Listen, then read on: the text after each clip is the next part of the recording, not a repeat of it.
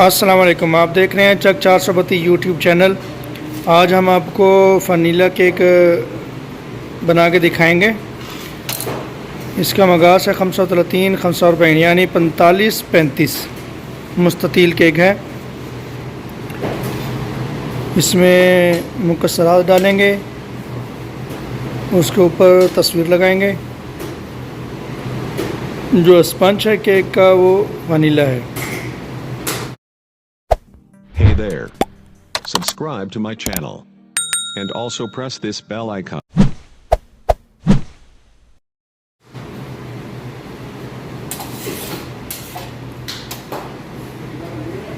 ये कायदे का मगास ले लिया हमने 530 540 का।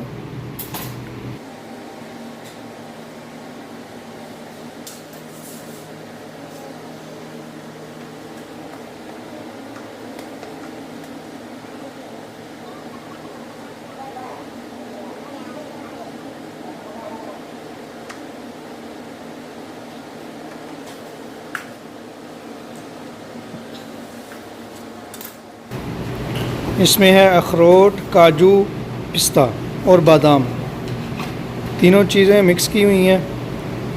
इनको पहले फ़ौरन में रख के थोड़ा सा पका लेते हैं, उसके बाद इसको ऐसे तोड़ लेते हैं बेलने के साथ।